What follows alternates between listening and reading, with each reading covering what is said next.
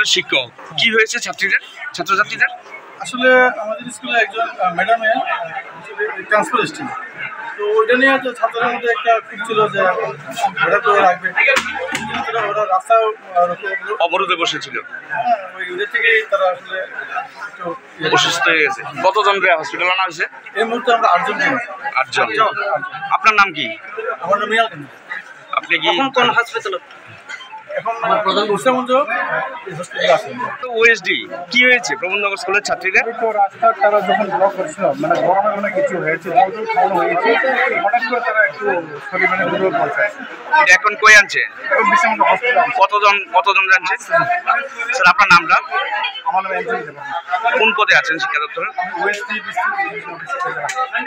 Doctor কি বলেছে? Doctor বলছে কিছু হবে না, সব ঠিক আছে।